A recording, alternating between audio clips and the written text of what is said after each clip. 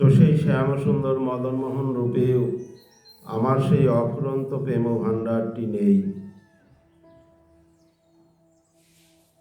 কিন্তু আমাকে যেতে হবে, স্বয়ং রূপেই যেতে হবে এবং অফুরন্ত প্রেম ভাণ্ডার নিয়েই যেতে হবে। তাই তিনি তখন মনে করলেন, আমার যে ভক্তাভাব রয়েছে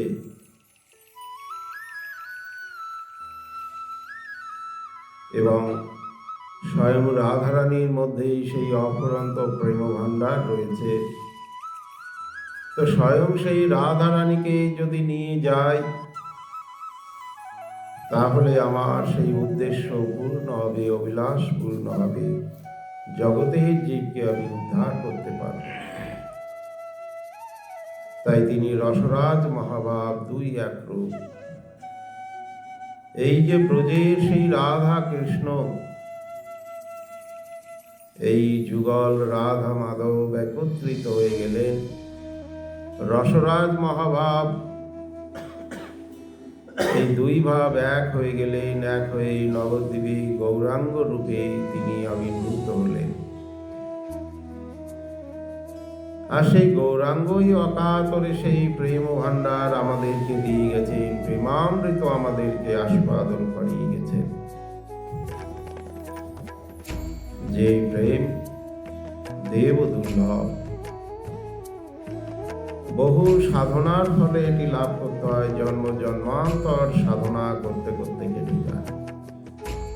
কারণ সাধনা তো সহজ নয়, সাধনা আমরা সবাই করি। নামের যে মহিমা রয়েছে, একবার নাম করলেই সর্ব পাপ হরণ হয়ে যায়।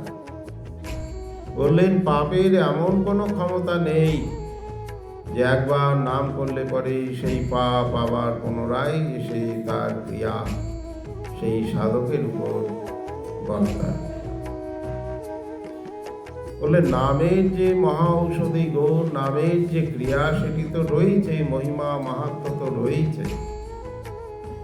আমরা তো সকলেই নাম করছি, কিন্তু সেই নামের দ্বারাই কি আমরা অমৃত আস্বাদন করছি? কারণ সাধনা তো করছি, নাম তো করছি, কিন্তু তার মধ্যেই বহু বহু অপরাধ থেকে যাচ্ছে, যে অপরাধের জন্য আমাদের নামামৃত আস্বাদন হয় না। সাধনা তো আমরা করছি, কিন্তু সেই সাধনায় শুদ্ধ প্রেম আমাদের এখনো আসেনি।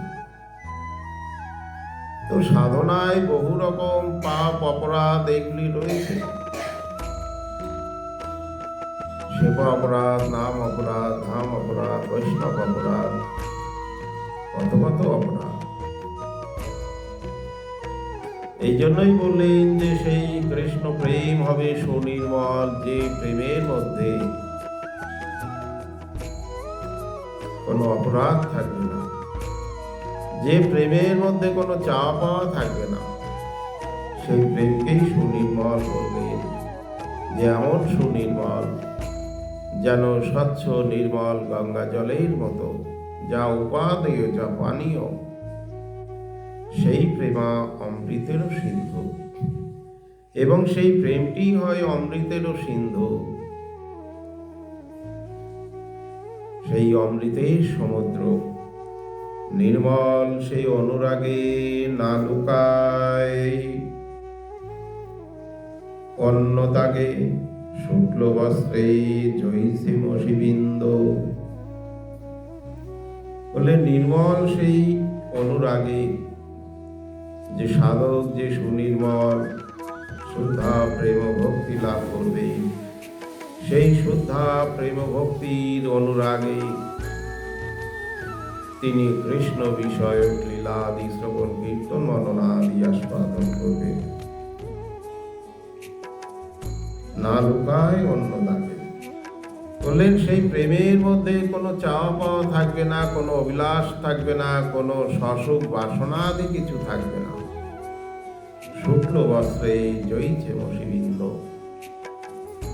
যেমন শুদ্ধ সাদা শ্বেত বস্ত্র, সেই শ্বেত বস্ত্রের মধ্যে যদি এক বিন্দু কালির ফোঁটা কেউ দিয়ে দেয়, ওইটি আগে চোখে পড়বে।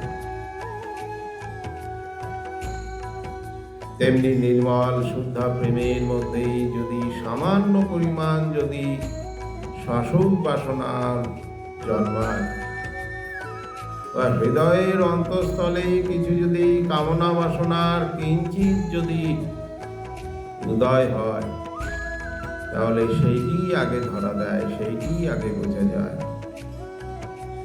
তাই বললেন শুদ্ধা কৃষ্ণ প্রেম সুনির্মল হবে এবং গোবিন্দ সেই সাধককে প্রেমামৃত সিন্ধুর মধ্যে নিয়ে যান।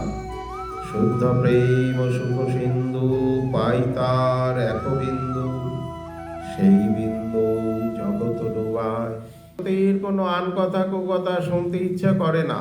বললেন এই কৃষ্ণ প্রেম সুনির্মল শুদ্ধা কৃষ্ণ প্রেম যে সাধক লাভ করে সুখ ও সিন্ধুর মধ্যে সন্তরণ করেন, সেই গোবিন্দের সেই দিব্য জয় শ্রী নিতাই